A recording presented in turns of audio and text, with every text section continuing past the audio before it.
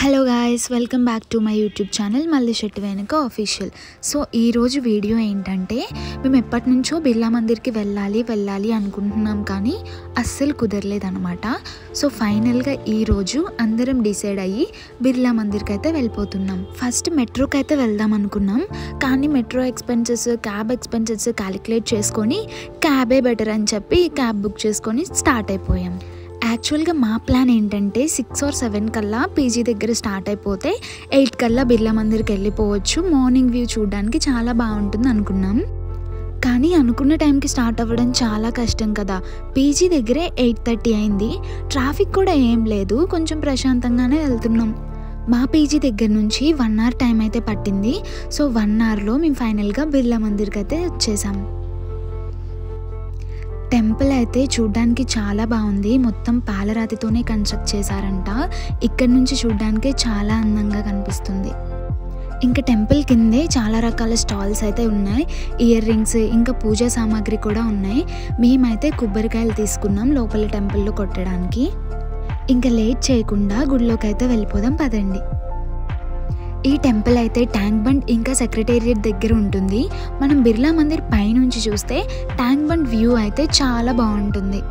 హైదరాబాద్లో చూడాల్సిన టూరిస్ట్ ప్లేసెస్లో బిర్లా మందిర్ కూడా ఒకటనమాట. ఎవరన్నా హైదరాబాద్ని విజిట్ చేయడానికి వస్తే బిర్లా మందిర్ని చూడకుండా మాత్రం అస్సలు వెళ్ళొద్దు. ఈ గుడిలో ప్రధానంగా వెంకటేశ్వర్ల స్వామి కొలువై ఉంటారు. ఈ గుడిని మొత్తం పాలరాతితో అయితే కట్టారు. ఇంకా పాలరాయి మొత్తం అప్పట్లో రాజస్థాన్ నుంచి తెప్పించారంట. 1966లో ఈ గుడిని కట్టడం స్టార్ట్ చేశారు. ఇది అయిపోయేసరికి సుమారుగా 10 సంవత్సరాలు అయితే పట్టింది. గుడి లోపలికైతే మొబైల్స్ అలో లేదు, సో నేను లోపల షూట్ చేయలేకపోయాను. అండ్ గుడి లోపల గోడల మీద అయితే రామాయణ మహాభారత సన్నివేశాలు పాలరాతి పైన చాలా అందంగా చిత్రీకరించారు. ఈ ఆలయంలో ఉన్న వెంకటేశ్వర్ల స్వామి విగ్రహం అయితే 11 అడుగుల ఎత్తులో చూడడానికి 2 కళ్ళు సరిపోనంతలా ఉంటుంది. ఇంకా ఈ గుడిలో శివుడు, లక్ష్మి, వినాయకుడు, సాయిబాబా ఇలా చాలా దేవుళ్ళు అయితే ఉంటారు. అండ్ హనుమంతుడి విగ్రహం కూడా చాలా బాగుంటుంది. మేము వచ్చినప్పుడైతే అంతగా రష్ ఏం లేదు, ప్రశాంతంగా దైవ దర్శనం జరిగింది మాకు. ఈ గుడిని చూడడానికి చాలామంది సందర్శకులు అయితే వస్తారు.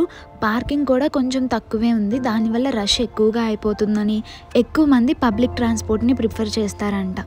ఈ గుడి రాత్రిపూట కూడా చూడడానికి చాలా అందంగా ఉంటుంది. అండ్ ఎర్లీ మార్నింగ్ కూడా మంచుతో కప్పేసి చాలా బాగుంటుంది. మాకైతే దర్శనం కూడా చాలా బాగా జరిగింది. దర్శనం చేసుకుని కిందకు వచ్చాక ఇలా స్టాల్స్ కూడా విజిట్ చేసాం. అండ్ స్టాల్స్లో అయితే చాలా రకాలు ఉన్నాయి. అండ్ ఈ దేవుడి ఫ్రేమ్స్ అయితే చాలా అందంగా ఉన్నాయి, కానీ కాస్ట్ కూడా చాలా ఎక్కువే చెప్పారు. ఇంకా ఈ బొమ్మలన్నీ కొండపల్లి నుంచి తెప్పించారంట. కొండపల్లి వెళ్ళాం మేము, అక్కడ కొంచెం తక్కువ కాస్టే ఉన్నాయి, కానీ ఇక్కడైతే చాలా ఎక్కువ చెప్తున్నారు. ఈ గుడికి రావాలంటే దగ్గరలో మెట్రో ఫెసిలిటీ కూడా ఉంది, సో మెట్రోకి అయితే రావచ్చు. టెంపుల్ టైమింగ్స్ ఏంటంటే మార్నింగ్ 7 నుంచి ఆఫ్టర్నూన్ 12 వరకు, ఇంకా 4 నుంచి ఈవినింగ్ 8 వరకు అయితే ఉంటుంది. మధ్యాహ్న సమయంలో మాత్రం గుడి క్లోజ్ చేసి ఉంటుంది. సో టైమింగ్స్ చూసుకొని వచ్చేవాళ్ళు రండి. మేమైతే గుడి నుంచి బయటకు వచ్చిన తర్వాత టిఫిన్ తిందామని ఒక హోటల్ దగ్గర ఆగాము.